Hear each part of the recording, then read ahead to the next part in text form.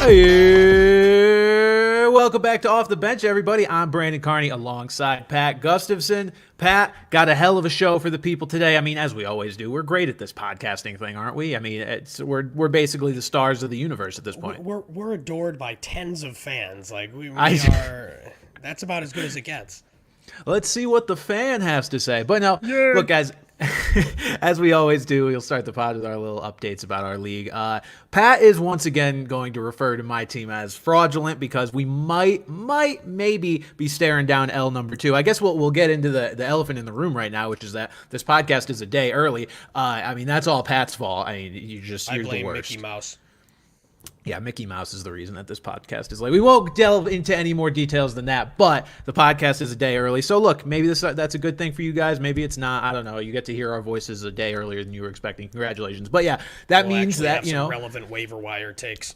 That is true. You'll have more than like 3 hours to react to our waiver opinions. But, you know, again, this brings into question, or I guess brings up a circumstance we don't normally have, which is that one of our matchups, at least, is still very much at stake, that being mine. I'm currently down 3.5 points in a non-PPR league with Dalton Kincaid left to go up against Gabe Davis. So, I mean, Pat, I feel like Gabe Davis is going to fuck me because that's just what Gabe Davis does. And I had him last year, and he fucked me, you know, in the opposite way of I kept starting him in the wrong weeks and benching him in the wrong weeks, and he was an absolute goddamn nightmare to own, along with half of the rest of my roster. But I don't know. Hopefully I can scrape out a win here, but it's definitely up in the air. And in general, my team is just at like 80-something points. So down week, but got A.J. Brown on bye. I mean, is what it is. I'll tell you this much. Calvin Ridley is not sniffing my lineup again for the rest of the season. That's my takeaway from this week. Calvin Ridley to the fucking abyss is what I'm at. People saw that man running fast in the preseason and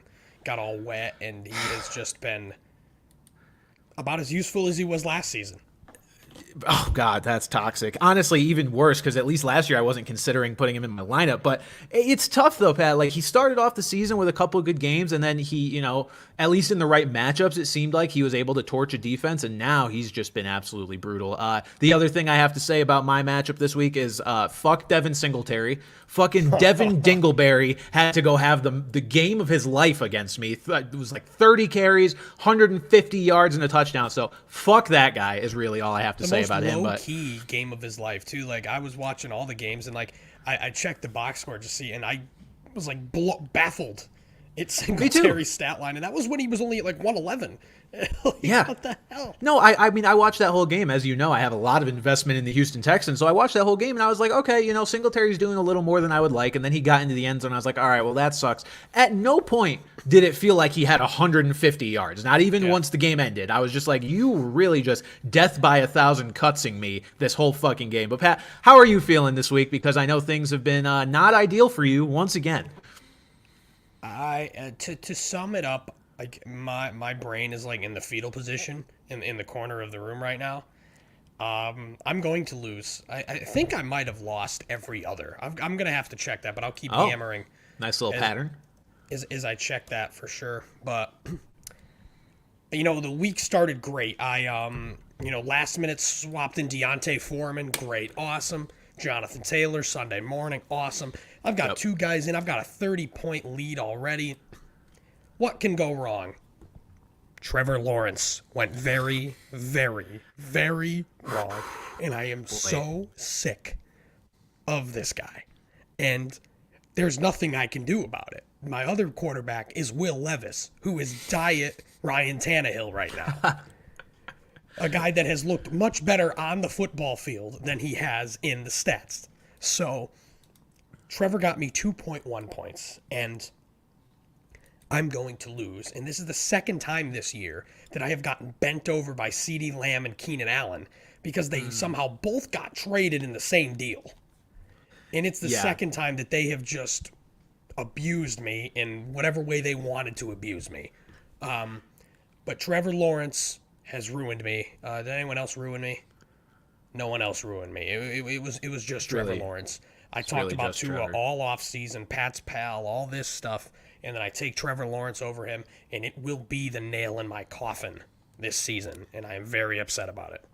Well, and it's crazy because obviously we've talked about how the rest of your team is very loaded, and for the most part, they have performed up to expectation. I mean, Mark Andrews wasn't very good this week, but you expect that out of tight ends, even the elite ones, other than maybe Travis Kelce. But it just, shit happens.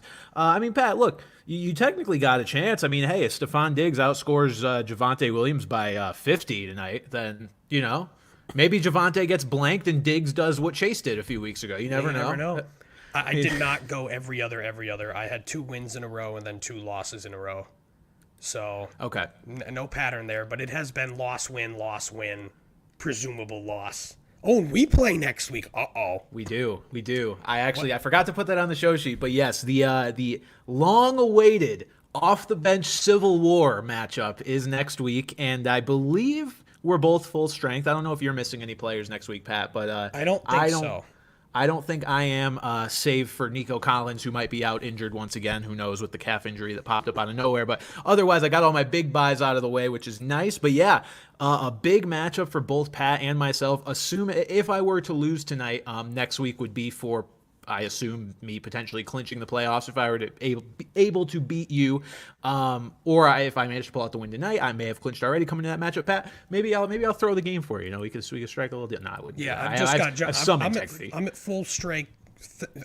Sans Jonathan Taylor. He is on bye next week. Oh, okay. So I mean that is a notable loss, but you still have Pacheco and Montgomery. That's so how I rolled all season without for the first however many weeks of the season without him. But oh man, it has been. Well, is there any kind of wager? Is someone going to have to do something silly next week? God, let us offline about that and come up with a little wager, or potentially just something you got to wear during the pod, or not wear, or something you're not wearing. Exactly. Yeah, I mean, you're never wearing pants anyway, so that wouldn't make for a very good wager. But we'll come up with something, because the bench mob, off the bench Civil War needs to be addressed in some form or fashion. But Pat, we can move on into the actual news and notes of the week. You started by rightfully complaining about getting bodied by Keenan Allen and CeeDee Lamb. They were traded in the same deal, a deal involving Austin Eckler in our league. Austin Eckler and Jalen Waddle went the other way. Who? That first name, I'm not. Oh, that's right. Friend of the pod, Austin Eckler. Friend of the Off the Bench podcast, Off the Bench guest, Austin Eckler. That's right. That's right. Yes, Austin Eckler. So he was sort of the centerpiece of that deal, but got traded at basically the wrong time because, look, we're going to do a little Stars of the Week segment just so we can hit on, the biggest performances. Just so happens that the 2 biggest fantasy performances of the week, at least relative to expectation, were Keenan Allen and CeeDee Lamb. Keenan Allen going for 40.5 PPR points, 11 catches, 175 yards, and 2 touchdowns. CeeDee Lamb not far behind, 39.5 points, 11 catches, 151 yards, 1 touchdown receiving, and then added 1 rush for 14 yards and a touchdown on the ground. I mean, these guys have just been 2 of the best fantasy wide receivers all season long. And Pat, it's a shame you had to face both of them in the same week, because I mean, spike weeks for players of this caliber are going to happen. It just doesn't often happen that they are on the same team and that you're facing them that week. Yeah. So just a brutal series of events. I had hope. I was actually projected to win heading into the 4:00 window despite Trevor Lawrence. And then no. A very swift no. But it's funny because CeeDee Lamb was a very polarizing draft pick at the start. He was. Of the year. I was not a fan. In PPR leagues, going in a lot of first rounds, even late first round. And I guess people were kind of just worried, the Cowboys are going to run the ball like crazy. Dak may be washed. Lamb may not be as good as some of these elite guys. Put everything to bed there. He is the clear, there are tiers, and he is tiers above any other target in that offense in terms of how they're being used. And he said he's the best wide receiver in the league. I'm not going to say that, but he's certainly entered the conversation as one of the elite wide receivers. And Keenan Allen, we know what Keenan Allen can do. He can just never stay healthy, so it's been really good to see him out there. I think he's healthy. I know he left the game for a bit, but I think he came back. He did return with it was a shoulder injury, and I believe he came back, so I assume his status will not be in too much jeopardy this week. He'll probably be questionable and limited or something, but not expected to be serious, I don't believe. Pat, I mean, as far as CeeDee Lamb goes, look, I was noted on the record as not being a big fan of him for fantasy purposes because of what you just mentioned, the run game concerns and all that. I'm not too upset with myself because looking at what has allowed for this to happen with CeeDee Lamb, it is unexpected complete lack of viability for their run game and for Tony Pollard. And we'll talk about Tony a little bit, but that is what has allowed CD to just be an absolute animal. Nobody in the run game is taking anything away. If Tony Pollard was even at like high-end RB2 level of production on a weekly basis, CD Lamb would not be putting up these gaudy numbers, at least not, 3 weeks in a row like he has. First player ever to have, I believe it was 10 catches for 150 yards in 3 straight weeks. And that kind of thing would just not be happening if Tony Pollard was anywhere close to what we thought he would be. He has been a net negative all year long. And then Keenan Allen, the Keenan Allen stuff does not surprise me in the least. The concern with him was strictly injury, because he's a guy who suffered a lot of soft tissue injuries throughout his career. And as you get older, I mean, the risk of suffering more of them just goes up and up. So I didn't want to take that risk myself in, what was it, like the 4th round or so he was going.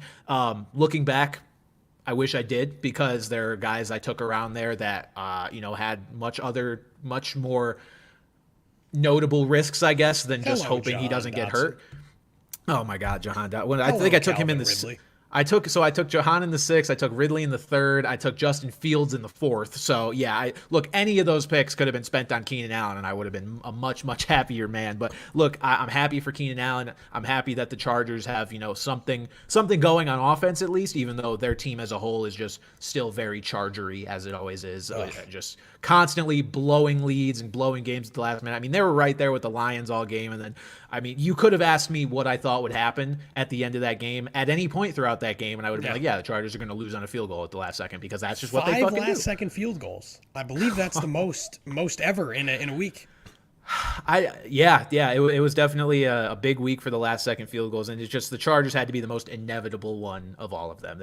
Their misfortune truly knows no bounds. Pat, on the other side of things, wanted to highlight some busts of the week.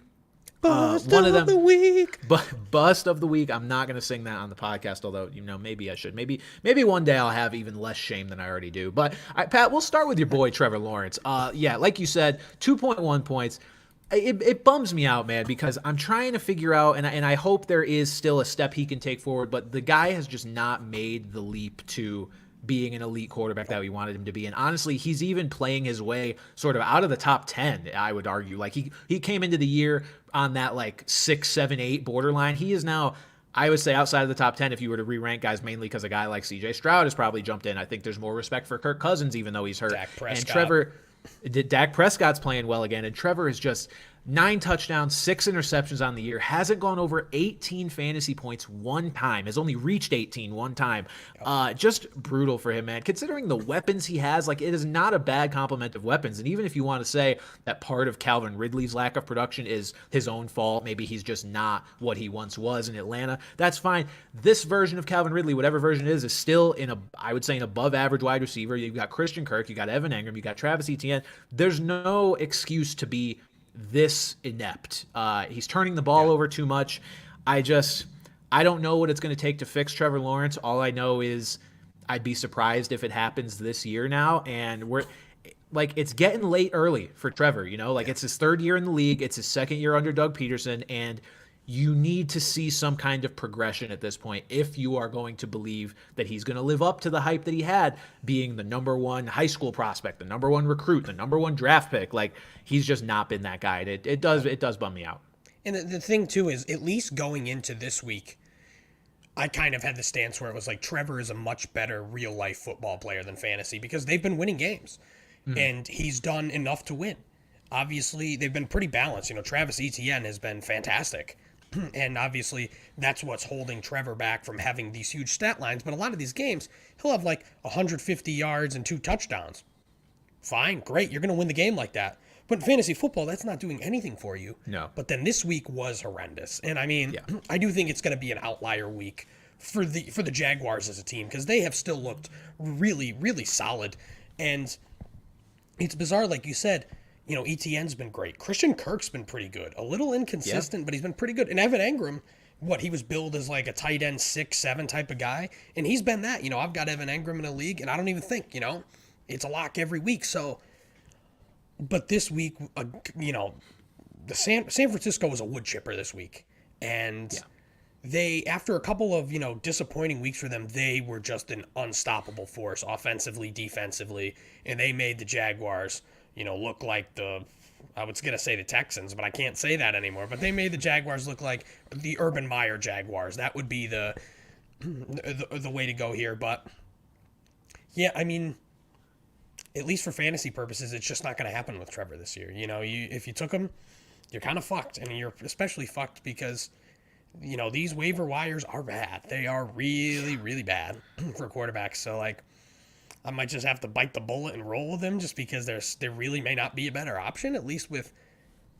a ceiling of like 15 points is like, that's not terrible, but it's been, again, my biggest regret by a considerable margin in any league I've been in, taking him over to, even in the 8th round. I wish I had never done that. Yeah, Trevor's performance makes me feel a little better about my Justin Fields pick because I was basically heading into our draft like, I'm going to get one of these guys. These are the 2 quarterbacks I'm planting my flag in that are going to take the leap, and neither one has. I think Justin Fields, when healthy, has at least been the better fantasy asset of the 2, even though maybe, some higher highs and some lower lows, but Trevor's lows are getting awfully low. The Jaguars' upcoming schedule, you've got at home versus the Titans. That feels like a get-right game to me, and then you've got at the Texans is going to be a good game. Home versus the Bengals should be a good game. At the Browns and then versus the Ravens. That is a tough little stretch here. Ultimately, you know what? No, I'm not going to say this as if it's a foregone conclusion. I think the Jags could be in trouble in that division with how well the Texans are playing. I mean, the Texans are a game back, so I would not be surprised. They're again 2 teams going in just opposite directions. The Texans are firmly trending up. The Jags are firmly trending down. This division is going to be a lot more hotly contested than we thought it would be. And Pat, I don't think they're going to be a threat at the end of the day, but the Colts are right there too after beating the Patriots. I believe they're also 5-4, same record as the Texans. Let me confirm that exactly, but. Not worried about the Colts at all. I'm not either, but sorry, they're 5-5. Okay, but still, nonetheless, they are performing above expectation. But I mean, beating the Patriots is like beating a fucking peewee team at this point. So, Pat, another quarterback that has now underwhelmed for 3 straight weeks, and I think suffers from a little bit of what Trevor suffers from, but is still at least playing mostly well as a real life quarterback. It's Lamar Jackson, and what I'm referring to with them suffering from the same thing is just extremely efficient run games that are mitigating the passing statistics. Lamar Jackson has been able to lean on somehow the combination of Gus Edwards, Justice Hill, and now Keaton Mitchell on the ground to where Lamar has had 3 straight terrible fantasy weeks of 13 or less points, despite his offense scoring 30-plus points. Like, this is Lamar's one that I'll say I'm not worried about. It's a really unfortunate run for him, but it's hard to be worried about a guy for fantasy purposes when he's not playing poorly in real life. He's just not. Like, I don't expect this running trio. I expect them to keep playing well. I don't expect them to keep dominating the fantasy workload the way they have been because it's just regression is a thing. Like, this pass game is not going to be non-existent when you have a quarterback like Lamar Jackson at the helm forever. Like, there's going to be those games where Mark Andrews has 2 touchdowns, Pat. I'm sure you're waiting patiently for those. There's going to be those games where Zay Flowers gets in, where Rashad Bateman gets in. Like, it's not going to be this bad forever. So Lamar, I'm not particularly worried about. No, me neither. And it's really weird because you'd think, like, with the Ravens dominating the way they have until, the second half of Sunday's game, they choked that thing away. But I think it's the fact that the Ravens have just been so rock solid. And I mean, maybe it's, kind of like a philosophy change with Todd Monken in now where they want to use the running backs more rather than put Lamar's body on the line. Because we're seeing less design runs, but a lot of his scrambles, the guy is just so smooth with it. Like, when he's got to work on his feet and, kind of make something happen, he's better than anyone in the game, I'd argue. There's some others that are up there, Patrick Mahomes, but I think a lot of it is just that the running backs have performed shockingly. They've been pretty healthy. Gus Edwards has been healthy, and, Keaton Mitchell's emerging. Like, it's just been a far more balanced offense for them. But Lamar will bounce back. There will be games where he will need to be Lamar Jackson, and he will have those big days, but the fact that we're sitting here giving props to the Ravens running back room for A, being healthy, and B, being dominant when J.K. Dobbins tore his Achilles week 1. Insane. Is wild. Like, this has been a best case scenario for the Baltimore Ravens and their fans. And look, an egregious amount of credit goes to their defense. It's been the second best, at least the second best defense in the league, behind only the Cleveland Browns all season long, and has allowed them to kind of pace the game the way they want. But just incredible job from their running back room. But Lamar, I think better days are definitely ahead. Guy who I'm not so sure better days are ahead for, Pat, is the aforementioned Tony Pollard. Look, has 2 touchdowns on the season. Pals. 2 touchdowns on the season. Both of them came in week 1 against the Giants. And look, had been really underwhelming basically every game since. A couple games where I think he piled up enough yards to be serviceable. But we saw the Giants coming up on the schedule. Tommy DeVito at the helm. Figured there would be a blowout game script. Figured Tony could eat. All of that did happen, except for the Tony eating part. And now you're at hungry.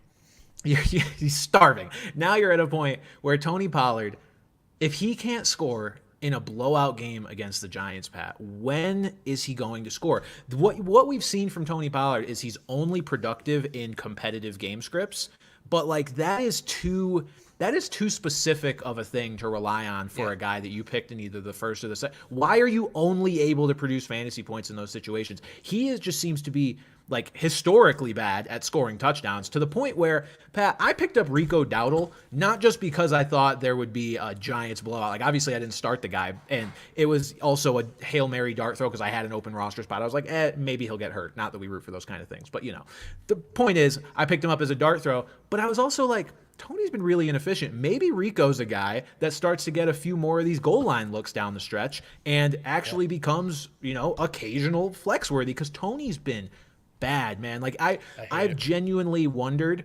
Pat, obviously I selected Nick Chubb first in our draft. I've genuinely wondered, was I better off selecting Nick Chubb with the fact that he tore his ACL than selecting Tony Pollard and having him in my lineup all year? I think it's a viable question, because at least Nick Chubb tearing his ACL means I'm going to go out and replace him, right?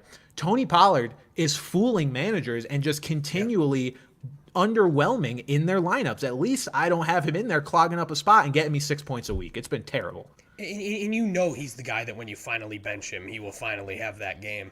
But like it's not for a lack of opportunity. I believe he got tackled at the 1 at least twice. Again this past week. That has been a great offense, giving him all the opportunities he needs in terms of workload and at the goal line. And this just comes down to a guy not producing. And we saw Ezekiel Elliott produce. Those two were both very, very effective in fantasy last season, to the point where they said, hey, this guy's so good, we don't need Zeke. And to where the fantasy community said, hey, this guy's a first rounder. And it has been, I think the biggest consensus flop in terms of where guys have ended up. I don't think I always say these hypotheticals and then it's never true, but has there been anyone in the first round that has flopped as bad as Tony Pollard? Obviously injury, you can't fault Nick Chubb for getting injured, but I think he's been by far and away the worst projected first round or early second round pick type guy. Yeah, this season, trying to think of guys that have disappointed a little bit, none of them have disappointed as much as he has. Like, Derrick Henry has been very up and down, and I at least kind of expected some of that. But his ups have still been massive.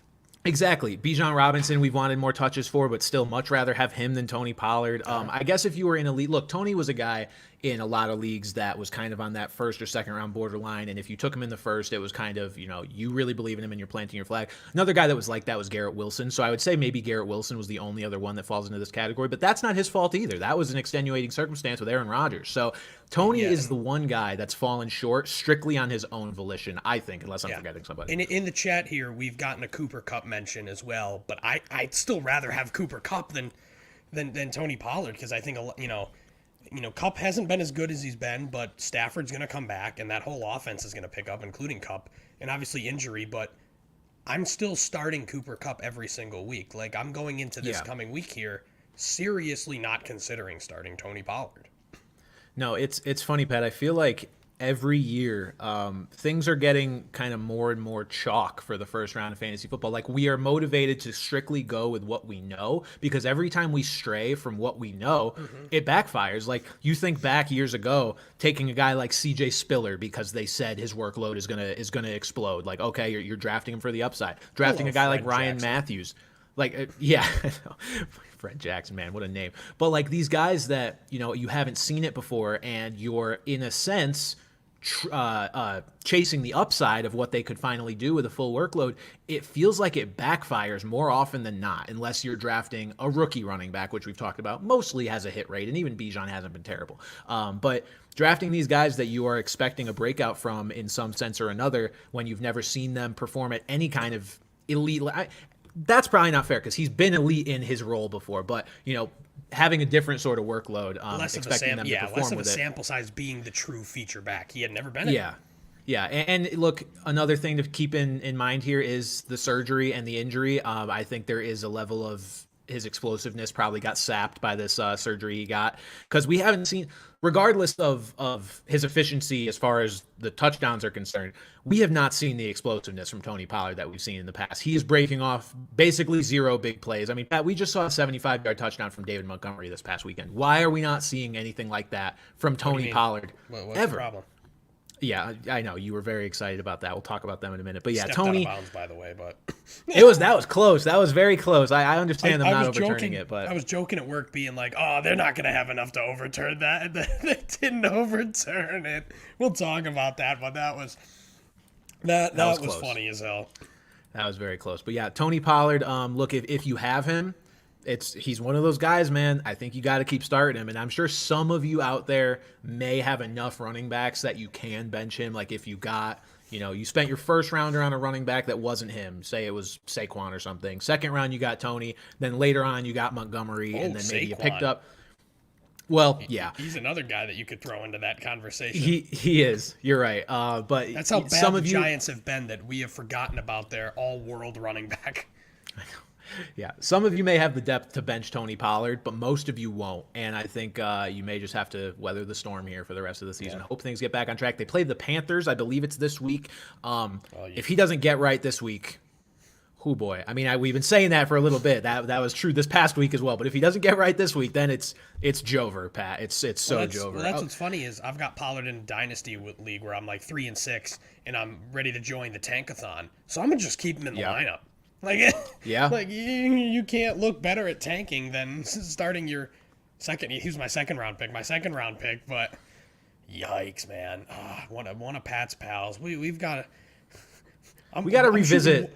I'm pals. 1 for 4 on Pat's pals. We're gonna talk about another pal a little later, but who are your pals? Your pals were, I can remember, Tua, Olave, Freiermuth, and Tony Pollard.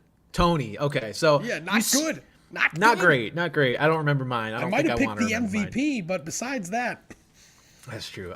Well, Pat, speaking of which, yeah. Speaking of which, one of my preseason I'm kidding. Nobody liked this guy in the preseason for fantasy. CJ Stroud.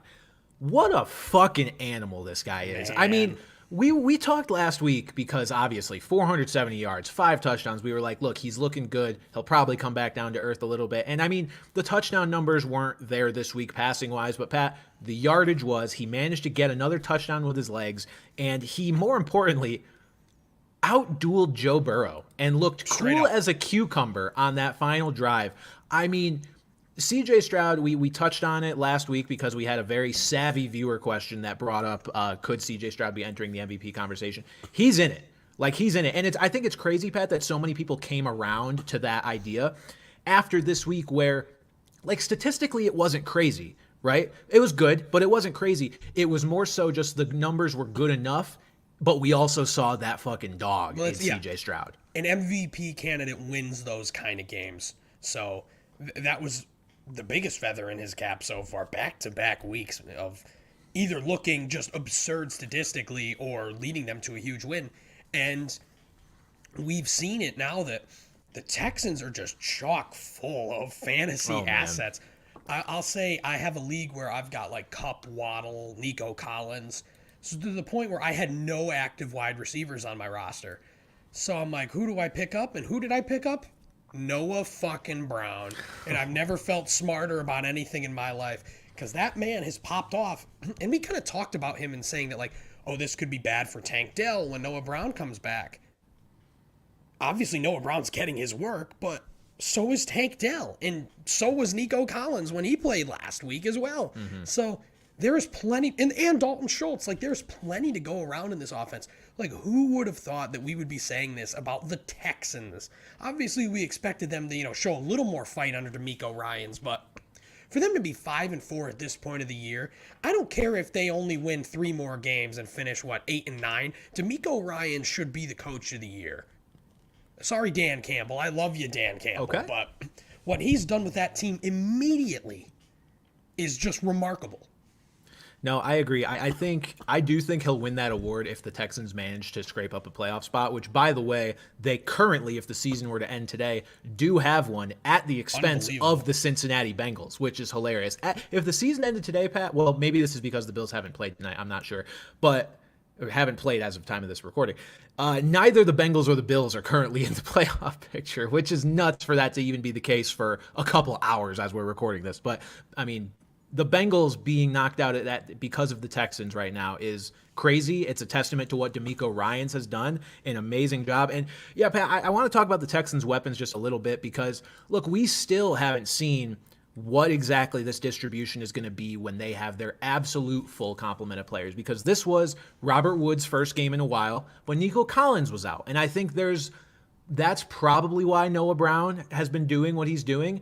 Granted, the numbers he's putting up are to the point where it's a little bit undeniable, and it's like I can't in good conscience say he's going to just go away when Nico Collins comes back. I think the most likely scenario, and what I'm hoping it is it's turning into what we thought it would be at the beginning of the year, which is that Robert Woods is the odd man out. Because, look, he was productive to start out the season with C.J. Stroud under center. He was kind of the security blanket. This past week, Robert Woods only 3 targets, 1 catch for 15 yards. So hopefully, for fantasy investment purposes and just for, I think, the overall upside of this offense, we're going to be looking at the top 3 wide receivers being Nico, Noah Brown, and Tank, Dalton Schultz at the tight end. And there's roughly enough to go around for those guys. I mean, I think one of them is due to dud every week. Figuring out which one of them that's going to be every week is going to be tough, because in order for all of them to produce week in and week out, CJ Stroud's going to need to keep throwing for like 400 yards a game. And I'll take it. I'll take it, but I don't think that's going to happen. I think if you have to pick an odd man out, it is probably Noah Brown with a healthy Nico Collins. But, I mean, ride the hot streak for now, I guess. At least of those 3, at least excluding Robert Woods, I would still have to think that Noah Brown's going to be number 3 there, but also that number 3 might be okay. Like, that still could very easily be, viable. Obviously, we've seen, Collins has had his huge weeks, and he's had some not-so-good weeks, and Tank Dell, obviously, is not dependent on the big play, but that's really where he's made most of his money this year is on the big plays, but, you got to be good enough to make the big plays. As opposed to Brown, who's been a little more consistent in terms of the kind of targets he's getting, the workload he's getting, and D'Amico Ryans talked a lot about Noah Brown at the start of the year, and everyone was kind of just like, Noah Brown, who really cares? But, I don't think he's the priority waiver claim this week, because I don't know what the consensus would be, but I think he is a guy that definitely needs to be owned, especially if you need help at the wide receiver or the flex. Yeah, going forward, I think Tank Dell is going to be the most reliable. Watching how they scheme up different ways for him to get the ball, seeing him get 14 targets this past week with the second closest being Noah Brown at 8. I think Tank Dell is going to be the most reliable guy even over Nico Collins. And then after that, I think I would go Nico, Schultz, Noah Brown. But again, look, Noah Brown has been very impressive. That play to clinch them getting into field goal range at the end of the game, grown-ass man. That man was running with a purpose. I mean, look, if the prior 150 yards he racked up didn't convince me, that play right there did, because just what a play by him. Texans, to the moon. To the moon. If you've got C.J. Stroud, good for you. I do, and thank fucking God. What do we got here next, Pat? Oh, yeah, more stuff related to rookies and also wait a minute. We just have to acknowledge, though, first, the C.J. Stroud. We talked about this last week. Adam Schefter, after the game, tweets, he's officially entered. I had to hop on the burner to say, you're late, bozo. You can't do that to a colleague publicly, but I had to jump on the burner and go, late, bozo. I didn't say off the bench hat at first, but the fact that Adam Schefter, the NFL insider, Adam Schefter says that, off the bench, baby. Off the Off the bench. bench, baby. Like I said, we didn't start the narrative, but we were definitely early on the train. There may not be any more room on the train, and we are near one of the on one of the front carts. So And I was a we're bit of a right doubter, there. I will say. I was kind of saying like, well, maybe, but now, sure, I'm on board. Let's go. Let's go, baby. CJ Stroud for MVP. Pat, a guy who's probably not going to win MVP, probably not even going to win Offensive Rookie of the Year because he just simply hasn't gotten enough work to this point, but got more work this week. Bijan Robinson. You know, Pat, it's funny. Arthur Smith starts coaching like he's afraid for his job, and suddenly the good players get the ball more. Would you look at that? Bijan Robinson, it seemed like you couldn't yank him off the field unless it was like short yardage in the middle of the field situation where you did see Tyler Algier, and I'm okay with that. That's the kind of role he's suited for. But Bijan Robinson on the field a ton, on the field in the red zone, scores a red zone touchdown. If the Falcons can keep doing this, this is going to be great for Bijan Robinson down the stretch. Bijan Robinson has, we mentioned it before, one of the easier schedules in terms of fantasy football playoffs down the stretch, so it'll be good for him. But the big elephant in the room for the Falcons, they still lost. Look, things looked a little bit better. They to the Cardinals. Shout out because this helps the Patriots draft positioning potentially. Appreciate you guys. But the Falcons still lost, and look, it seems like the days are probably numbered for Arthur Smith. Like whether he makes it to the end of this season or not, I don't know. But it seems like this might be his last season in Atlanta.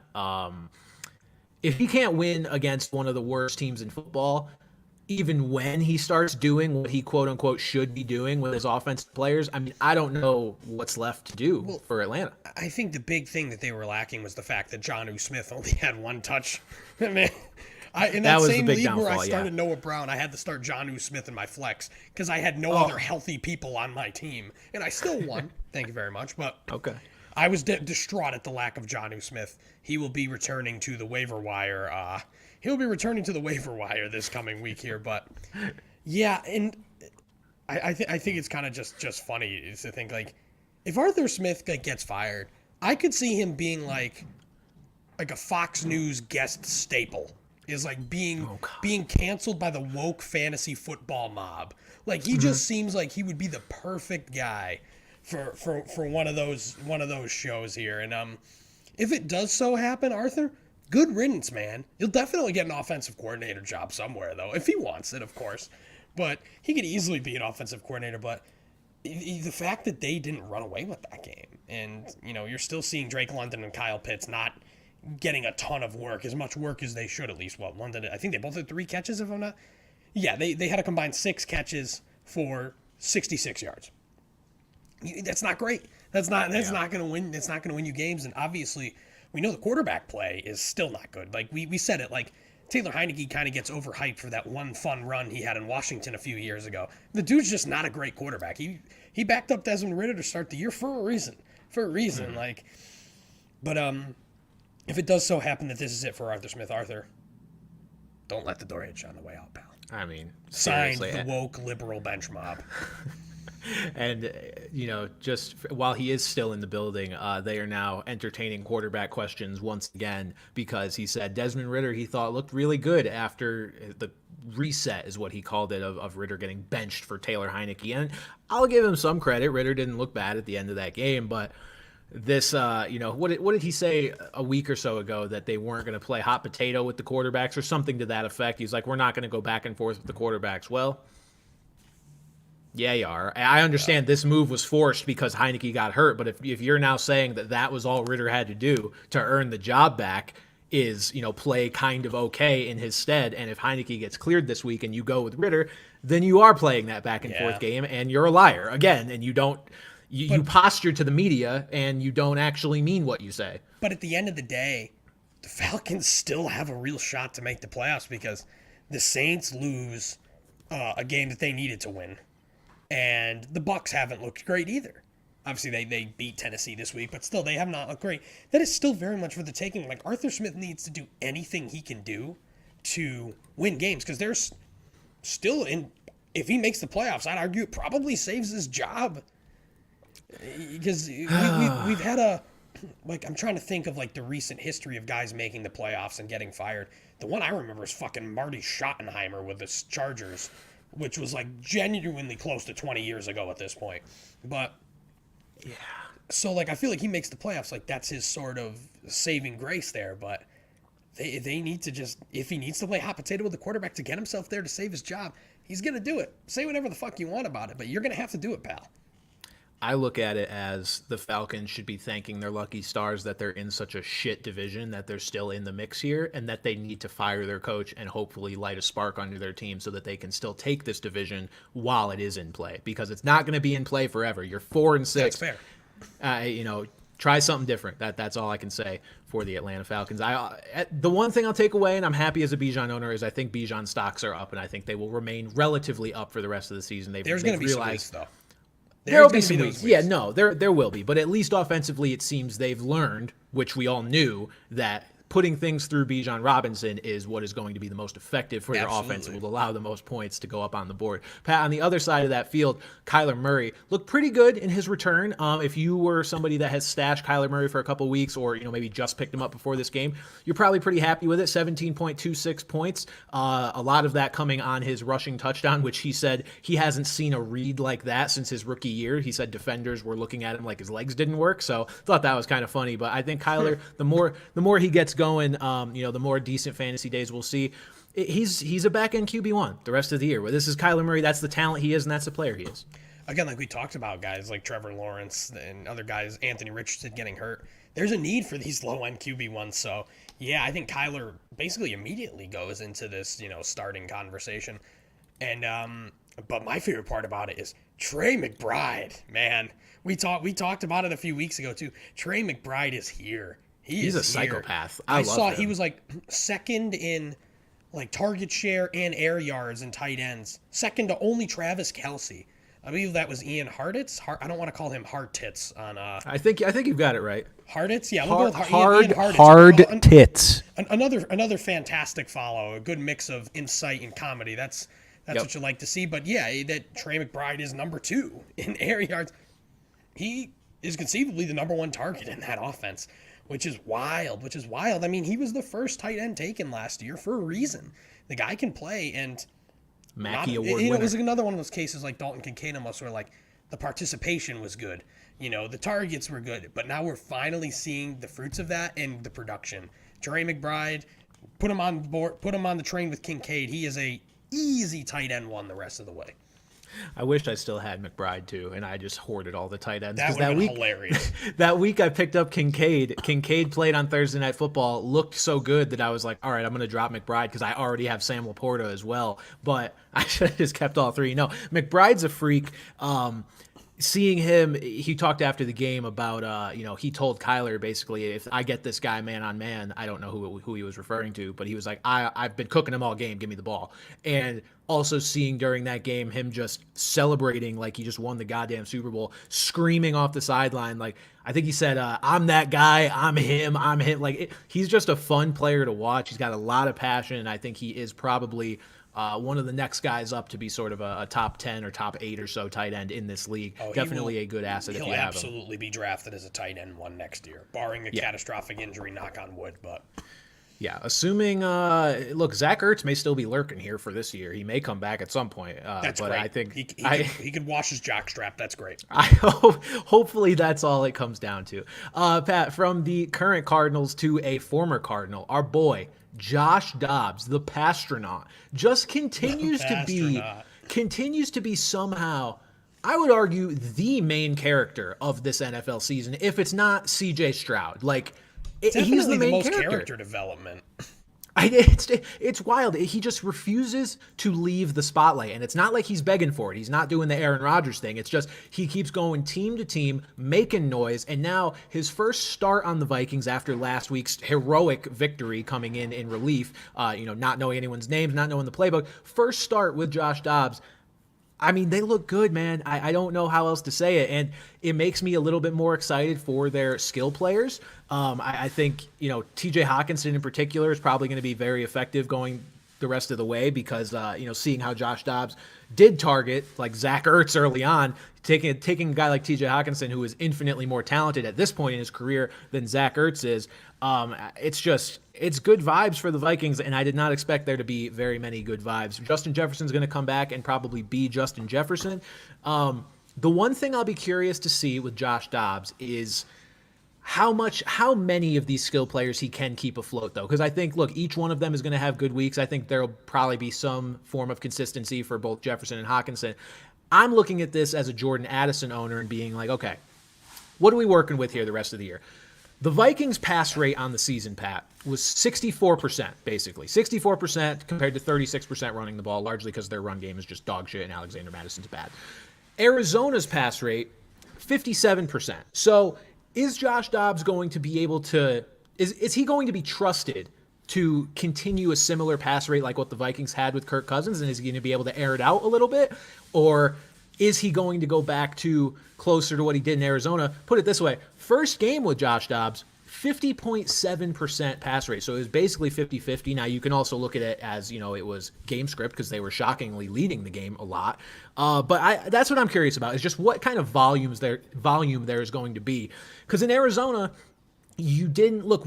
Michael Wilson had his moments, right? But Michael Wilson was not a reliable player for your lineup, and I'm worried that if the volume comes down or stays at this level, what is going to happen when Jefferson comes back to a guy like Jordan Addison? It might be a little dicey. And I do think Addison is going to take the hit because TJ Hawkinson unbelievable game this past week from TJ Hawkinson. Obviously, is kind of a more security blanket, steady guy. As opposed to, I don't know if Josh Dobbs is going to be airing the ball out, chucking it downfield the way Kirk Cousins has. But we've seen Kevin O'Connell love to throw the ball in the past. Alexander Madison has not been good. And now he's injured. And Ty Chandler, while he scored a touchdown and looked decent, the efficiency was not there still. So if the more and more they believe in Josh Dobbs, the more and more they're probably going to get closer to that 63% pass rate that they had with Kirk Cousins. But again, this was a team back from the dead. Everyone was kind of dancing on their grave after they started, 0-3, I think? Yeah, 0-3 they lost. And, they were frauds last year, and now it's course correcting himself. It's like the Vikings are fun. The Vikings are a fun team to root for right now. Who would have thought with that corny motherfucker Kirk Cousins out there, that this was possible? But the Vikings, again, in the pack, they're in a very strong position here to get a wild card. Yeah, it's impressive. Look, Josh Dobbs' playoff run, that's really all I want for Christmas, Pat. That's it. Just give me Josh Dobbs in the playoffs with Justin Jefferson and TJ Hawkinson and Jordan Addison and my boy Ty Chandler, and let's see where it goes. And I know that you probably have, but did you see, obviously, his TikTok that has been circulating? Yes. Of his touchdown run set to the guy singing Creed, which that alone, where the guy breaking the ice is just a fantastic TikTok to begin with, but Josh Dobbs out here literally, up in outer space here over us on TikTok. So just incredibly likable guy. Got to keep rooting for him. Potential next podcast guest. Josh Dobbs. I'll have my people call his people, and we'll see what we can do. Pat, we'd like to speak to Josh Dobbs. Yeah, his agent is just. I don't want to say the wrong Armstrong. Which was the one that went to the moon? Neil. I see skies are blue. Yes, it's Neil, not Louis. That wasn't even the sick Lance. God damn it. Lance. Okay. Can you imagine Lance Armstrong in space, but he's on a fucking bicycle in outer space? Yeah, with his one nut. All right, moving on to our injury roundup here. Pat, Derek Carr got hurt in that game, did not return, and dare I say things looked better for the Saints after he left the game. At least they dare to say it. They at least look better for Chris Olave fantasy owners. Chris Olave was a monster in Jameis's presence. Pat, you pulled this note for us here. 35% target share, 15 air yards per play, and he looked like he liked Chris Olave. Derek Carr seems to have some sort of just hatred for the guy that doesn't make any sense. He's under the age of 100, so he can't throw him the football. That's fair. Seeing Kamara Chris Olave and Thomas hang out with him in the senior center of the Saints facility, so that's why he gives them the football. But Yeah, they share their muffin and one hard-boiled egg with each other in the morning. But no, seeing what Chris Olave can do, it's like it's like the SpongeBob scene of him behind the finally frying stuff again. And he's like, that's what we've been waiting for. Like, it's not complicated. Throw to Chris Olave downfield. Make sure the throws aren't complete dog shit. And I will say we did get some vintage Jameis here where there were some dog shit throws, but that's because always. he's just chucking. At the end of the day, I still think he gives them a better chance to win. We'll see what ends up coming from this Carr combo injury of concussion and shoulder injury. Obviously, keep an eye on it throughout the week. But shoulder's fine. The reports I saw today is that the shoulder is fine. Okay, so we're looking at he's still concussion in the protocol. protocol. Have the Saints had their bye? I don't even know if they've had their bye. They're not on bye next week. What are they? 5-5? Yeah. So no, they have not. Okay, let me. But I don't think it's this week though. It could be, but what if it is? That's the real question. God, I can't find them. It is not. Saints Vikings. They play the It's Falcons. not. Okay. Oh no, wait. Yes, no, they are on bye. They are on bye.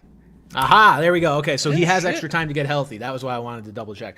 So yeah, Carr might be back, and sorry to Chris Olave owners if that is the case, but hey, you got a glimpse of maybe they make a switch at some point, seeing what Jameis is able to do. I mean, similarly to Atlanta, that division is very up for the taking. What Atlanta and Tampa Bay are a game back. None of those three teams are particularly good, so if Jameis gives them obviously, we're not playing fantasy football. Like, obviously, we would love it for Chris Olave, but at this point, that offense has looked pedestrian at times with Derek Carr. It's like, do they genuinely think Jameis Winston would give them a better chance? And if that is the best chance, gotta roll with it. Derek Carr benched 2 seasons in a row. That's tough.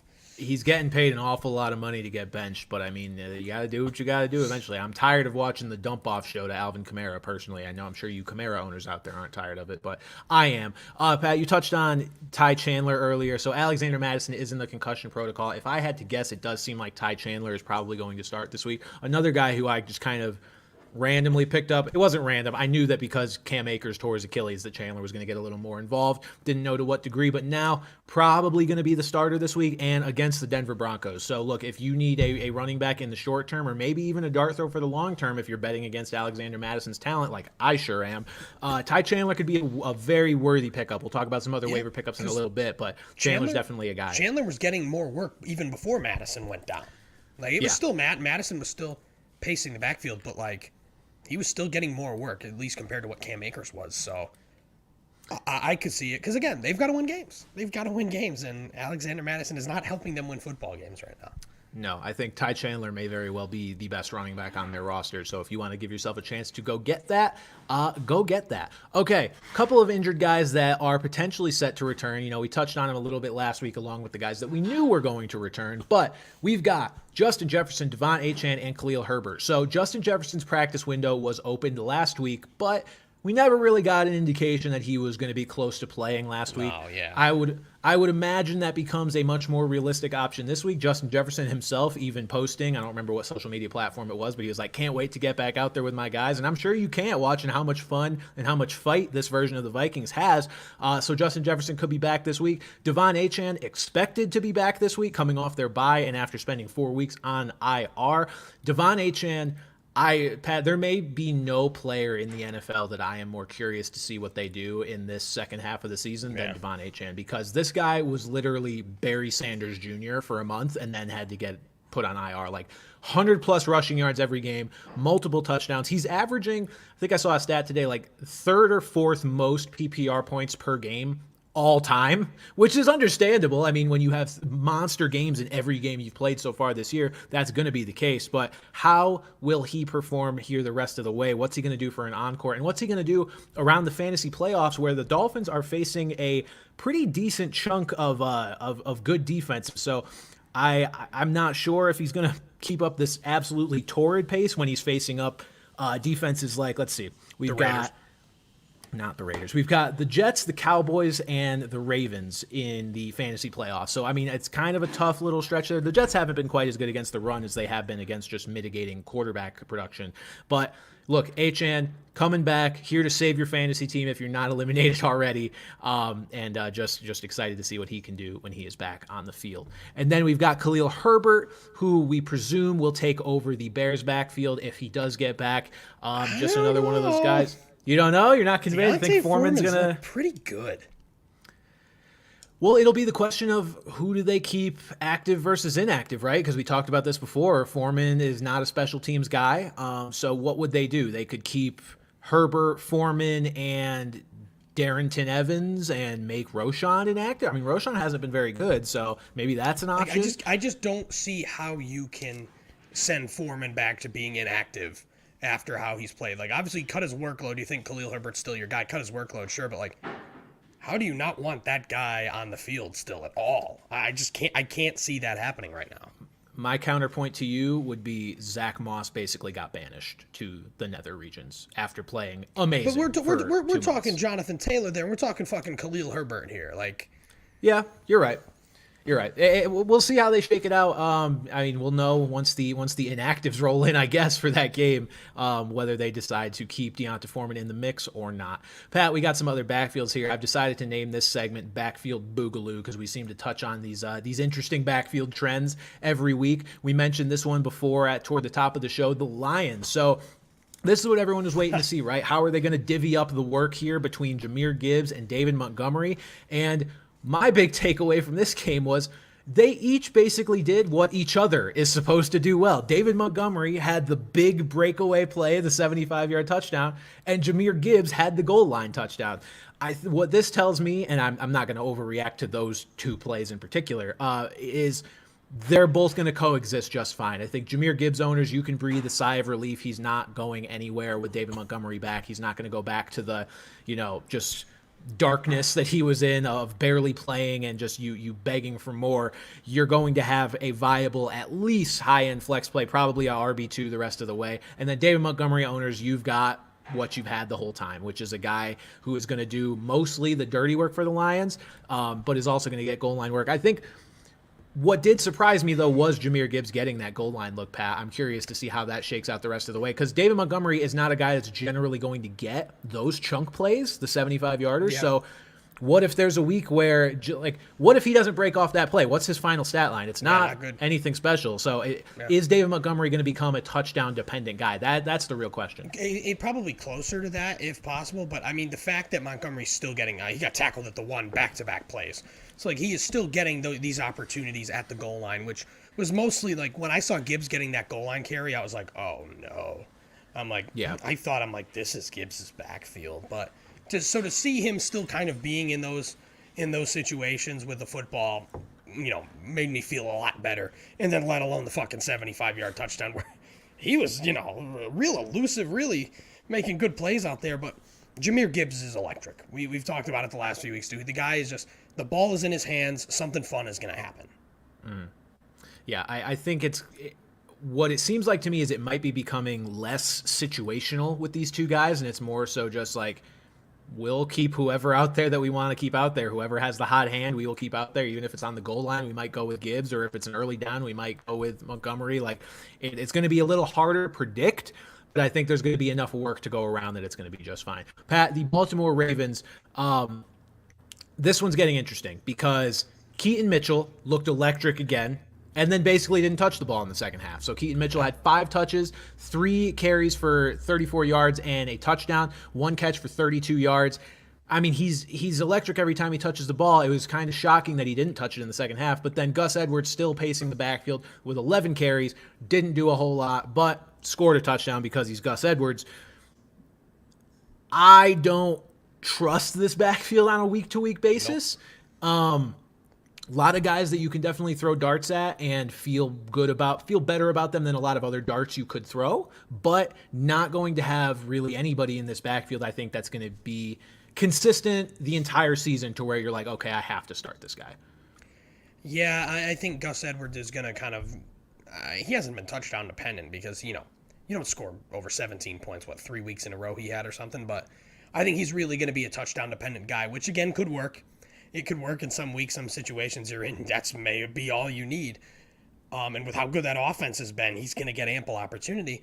But I was just puzzled. Again, John Harbaugh was just like, he just kind of didn't really draw plays up for him. Like, it wasn't like it was a weird indifference Gus would be from better. Harbaugh. It was just like a coincidence. Like, here are the plays we're drawing up, and they're all for Gus Edwards or Justice Hill. Get Justice Hill out of here. Like, come on. And Justice Hill even got a goal line carry and scored. It got called back.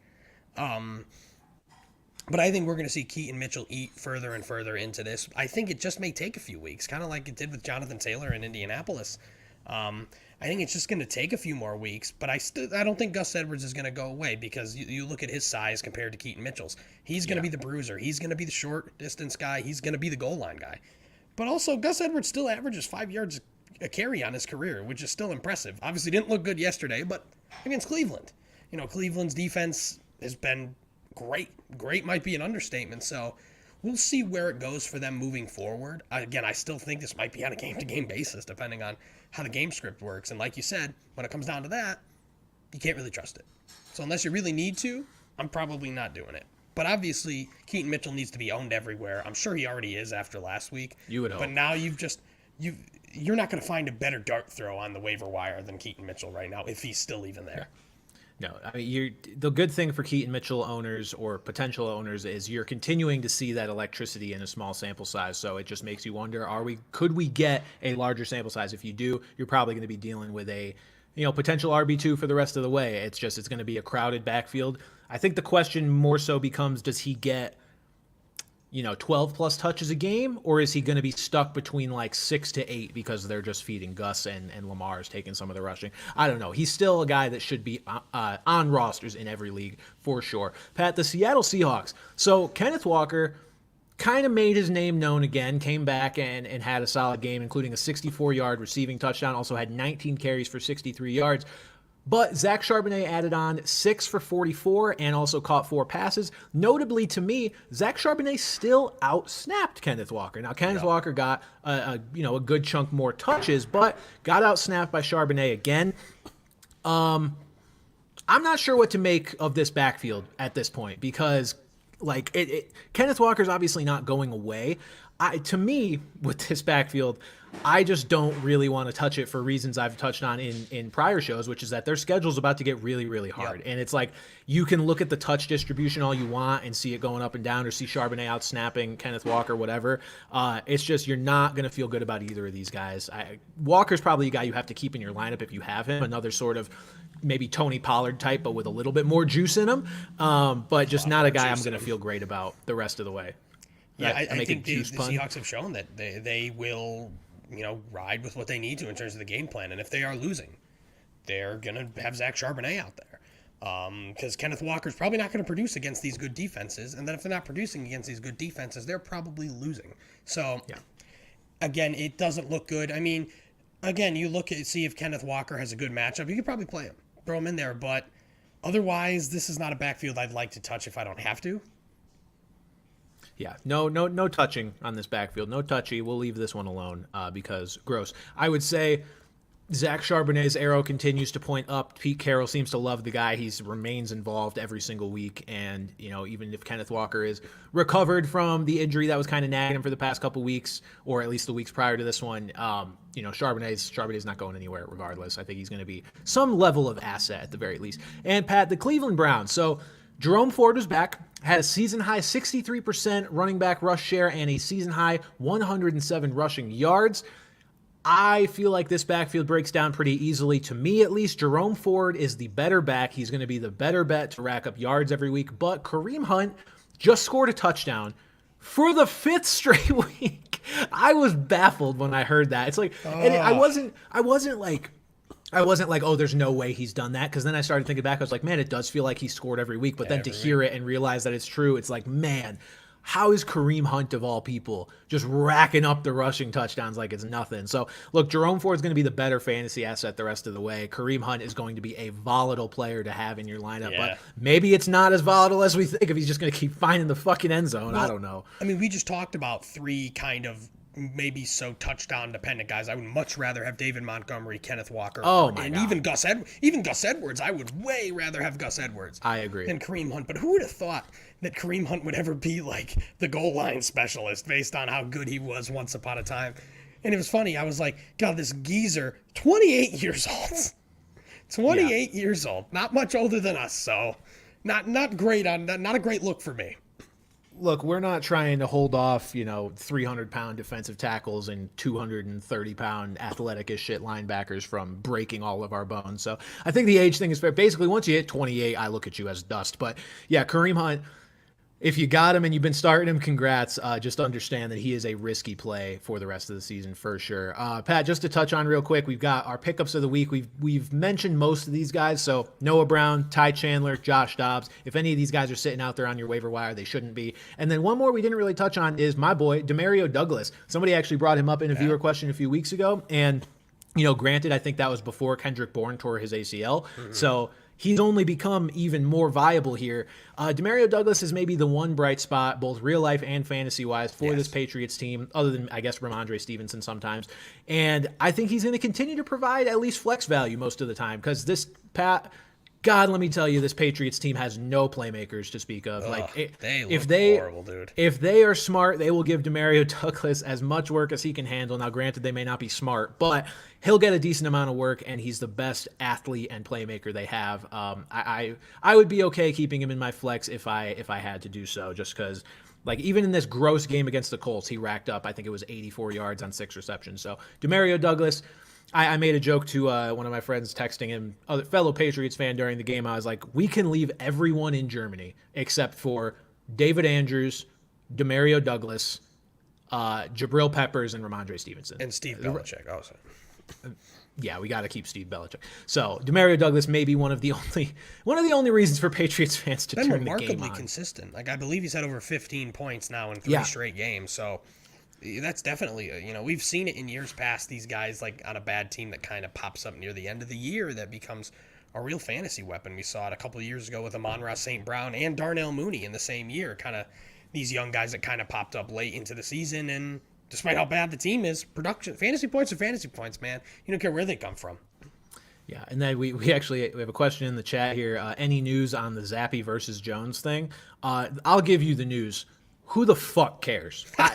I'll tell you this, I fully expect Bailey Zappi to take the job just for the point of let's switch something up to slog through the rest of this season, because you can't keep doing the same thing. Whether you think Zappi's an upgrade or not, which he's not, doing something different is just kind of necessary at this point, and I think pulling Mac Jones from that game against the Colts right before a game-winning drive tells me everything I need to know for how they value him. The Patriots are going to be blowing up basically everything this offseason, but as far as the rest of this season goes, pay no mind to this shit. It doesn't matter. It's not going to be consequential for literally anything, whether they start Bailey Zappi or Mac Jones. Neither one of them are good.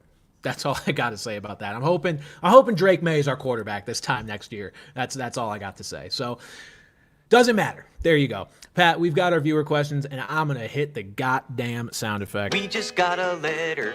We just got a letter. We just got a letter. Wonder who it's from.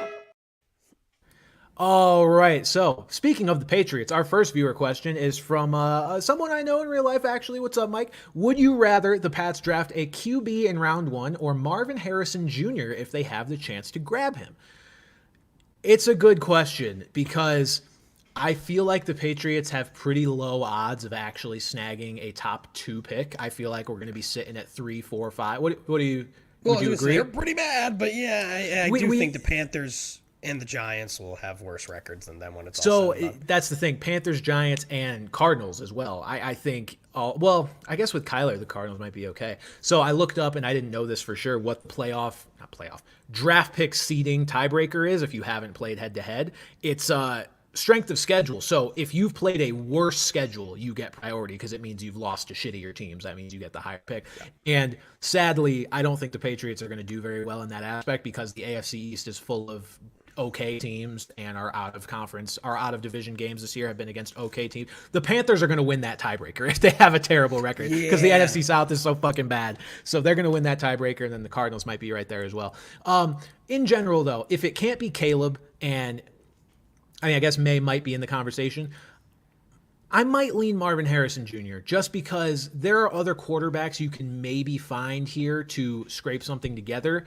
And the Patriots have just lacked a real playmaker alpha receiver since Randy Moss. I mean, it was Moss, right? And yes, I know Gronk is his own thing as a tight end, but to get that piece, I think Marvin Harrison Jr., after you get past Caleb Williams in this draft, is the closest thing you have to, and this word is overused, but a generational talent, a guy that could legitimately become the best wide receiver in football. You have a chance to get that. I think you go get that. And then maybe you take your chances with a Kyler Murray or a Justin Fields or something like that at quarterback. And then if it doesn't work, you go draft that guy the year after. I don't see the need. Let's say we sit at 3 or 4 or 5 and both Williams and May are gone. I don't feel a need to push the issue and get like a lower tier quarterback when you could get a guy like Marvin Harrison Jr. I think that would be the direction I would go. And considering where I think we end up at the end of the year in terms of draft position, that's the direction I would like to go. Give me Marvin Harrison Jr. Let's see what he can do. He might win the fucking Heisman too. So yeah, I think the one big thing is that they haven't had that since Randy Moss, and it's almost like this Bill Belichick system isn't suited for a Randy Moss kind of guy. But then you go to the fact, will Bill Belichick even be there next year? So it's like if Bill Belichick's not there next year, that all goes out the window. Like, oh, they haven't had this alpha, it may not work. So like you said, yeah, if you don't get one of the top 2 guys, then Marvin Harrison Jr. is by far the best prospect going into next year besides those 2. So that would be wild on the Patriots, but a lot of changes coming, and unfortunately, I think it starts with Bill Belichick needing to be gone. It is fascinating to, just as, I guess this isn't an aside, but, just an overall look at the Patriots. It's fascinating to me as a fan that I'm now seeing this side of things for the first time in the NFL. It's like we've enjoyed, constant being in the mix and championships and all that, and now I get to see the rebuild, and it's actually it's kind of fun to see what it's going to be, completely blowing things up and see what a completely new look team will be next year. I do think, and this is probably my first time on record saying this, I do think they're going to move on from Bill Belichick. I've seen people toy around with the idea that Belichick could stay as either just a coach or just like helping with the defense, and I just think you've got a guy who is too entrenched in this team as, the GM and the head coach. And I think you're really asking him to swallow his pride to take such a big downgrade. I think it's going to be sort of a mutual parting of ways after this year. And big changes for New England coming. It's going to be a sad thing to see. When's the last time outside of an interim coach where like a guy got fired and stayed on? I think it was Romeo Crennel. You might be right. Somewhere where he, either with Houston or Kansas City, when they fired him, he became the defensive coordinator, I think. But besides that, it's unheard of. No, it doesn't happen, and it especially doesn't happen for a guy who's simultaneously the GM as well as the head coach. There's too much. There's too much. It's like for as much as I want to defend him and be like, what's he supposed to do with this roster? It's he built the roster. Like I can't defend it too much. Like I know he doesn't have a quarterback. I know we've only given him, 2 quarterbacks in the post Brady era, but it's like those were the quarterbacks he picked. So, you can't really defend it. We'll see who ends up being on the sideline and up in the offices for the Patriots. I'm excited for them to have an actual different GM because God, Belichick, if he's been one thing basically the whole time, has been a pretty bad drafter. Big changes again. So next question we've got here. Who are your picks to go to the Super Bowl? This question from the Real Rack Cali 94. I thought this was a good, simple question, but a good check-in here as we hit, a little past the midpoint of the season. I think the Ravens look like the best team in the AFC despite the loss to the Browns. I kind of toss aside any sort of overreactions when it's a divisional game and it's a less than like 3-point result. Division games are what they are. Like you could flip a coin half the time, even if the teams are good or bad, and especially in the AFC North, like especially that goddamn division. So I don't take anything away from the Ravens. I don't think it means, the Browns are the better team or anything like that. I think the Ravens are the best team in the AFC. I'm going to go with them. And then in the NFC, I am going to stick with the Philadelphia Eagles. I think Ravens-Eagles would be lit, even though, Pat, I don't know if you've kept up with the Super Bowl logo conspiracy. That would suggest that it would be Ravens 49ers. Have you seen anything about that? No, I haven't. So it's basically been that the Super Bowl logo every year has been a two-toned logo, and the two colors have been the Super Bowl participants for each of the past 2 years. It was like green and red when it was Eagles Chiefs, and then the year before I think it was orange and blue and it was Bengals Rams, and now it's purple and red for people are saying the Niners and the Ravens. So hopefully that doesn't materialize, but I'm going Ravens Eagles. Birds Super Bowl. I'll say two different teams just to be different. I mean, I was going to say I like San Francisco. Obviously, they are 6-3 to Philly's 8-1, but the way they went and just demolished Jacksonville this week, they're getting healthier. They're getting Trent Williams, Deebo Samuel's back. Just the weapons they have, the defenders they have. Now with Chase Young up there, with Nick Bosa, Eric Armstead, Javon Hargrave, like, come on. Like, I think that defense is going to be a problem, and I think they're kind of going to need to realize, hey, we need to step our foots here on the gas if they want a shot, but I'll go with them, and fuck it. Give me the Miami Dolphins, man. Ooh, I was all in on the Dolphins. I love these bozos. I love Mike McDaniel. I love Tua. I love Devon Achane. I think that was more of the fun. That's probably the most fun answer. If you want the fun answer, it's Detroit and Miami, right? Like, that would just be... Yep. Can you imagine the media week before that? That would be just hysterical. I need that. I don't think it's going to happen, but I need it. A full week of media with Dan Campbell and Mike McDaniel. I'm hard thinking about it, Pat. They should go on First Take and debate each other. There can't be two more different head coaches in the entire league than those. We're going to smash everyone's kneecaps and put them into a wood chipper and eat them for supper.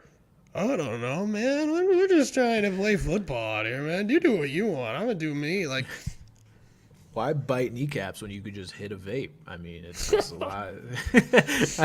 No, that would be amazing. And I like your first idea too of Niners Dolphins, the Mike McDaniel, not revenge game, but because that was a stepping stone to a head coaching job. I don't know who he's fucking getting revenge on. I think Kyle Shanahan would be the one getting revenge. Like, you left me. I wish I still had you around. But no, that would be a great storyline.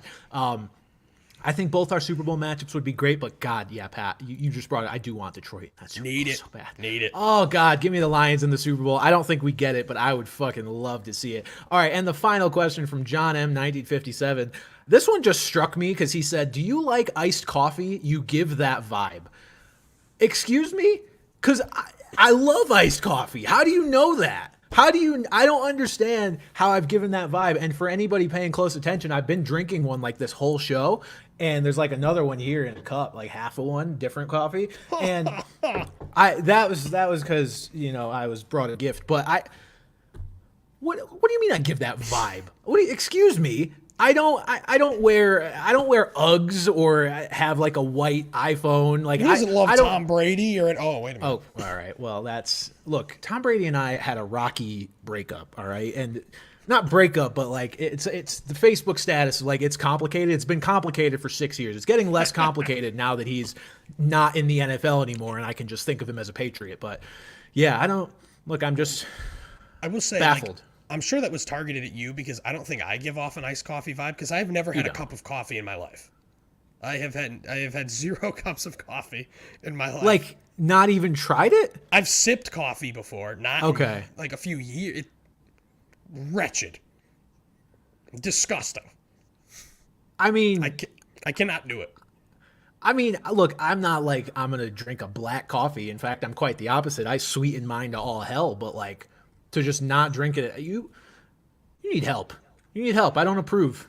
Well, first of all, like, I don't feel like I need a lot of caffeine in my life.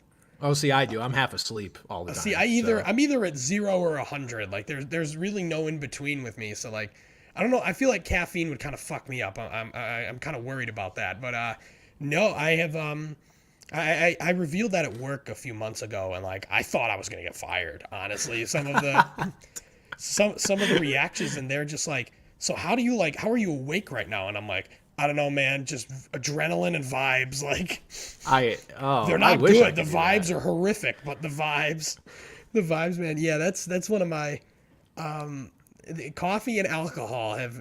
I mean, coffee has entered my body before, but not more than a shot of coffee has entered my bloodstream, and alcohol never has either. So I'm just fucking weird, man. Hey, same. We are on the alcohol free bench mob here, so we will not be getting sponsored by Jameson anytime soon. But nonetheless, Like a there's a fun Bush, fact. like a Bush non-alcoholic, I feel like is more of our brand. Yeah, I guess that's fair. Man, I can't believe you've never had coffee. Look, at least my coffee addiction wait, is better than but when I I did used to just just- drink a Bang every day. But when I think hey. about that, it's like, what if you wanted the real Coke taste without any of the calories? Come on, Coke Zero, sponsor us. Sponsor us and the 12 people watching this right now. I will say this: there's like 3 things that I drink in this life, and it's coffee, Coke Zero, and Prime. Prime, I've been starting to get shipped to me free because of an ambassador program, so I don't really have to pay for that anymore. Getting sponsored by Coke Zero, I'd be 2 for 3 on not having to pay for the things I like. So Coke Zero, chop chop. I literally never don't have your drink in my fridge, so that would be the most on-brand sponsorship of all time. Real Coke Taste. Off the Bench, presented by Real Coke Taste. All right, that's gonna do it for this episode of Off the Bench. I hope you guys are all right. No. Pat is pretending to snort Coke. That is not what that's not the kind of Coke Wait, we we're were talking talking about the soda? Oh, fuck. Oh, Pat and I may have to offline about something real quick. Pat, you got anything to say to the people before you get canceled again? No, I just feel like on a lot of these shows, I just drop a huge bombshell at the end. Now I just, reveal that I've never drank coffee and then pretend to snort a line of Coke. So I feel like that's enough out of me today. I think that's what keeps the people coming back, if I'm being honest with you. You gotta always leave them wanting more, and making them wonder what bullshit you're gonna do at the end of every show definitely qualifies. And now you guys watching us either next week or watching live or watching after, you may see one of us wearing something funny. There, we're gonna make something happen here, some kind of wager, or one of us has to read something. I don't know. We'll figure it out. AJ Brown's going to make you his bitch, and so is CJ Stroud. All right, folks, that will do it for this episode of Off the Bench. Off the Bench? All right, folks, that'll do it for this episode Off of our Off meds. the Bench. Off the Bench. For Pat Gustafson, I'm Brandon Carney. We'll see you guys next week.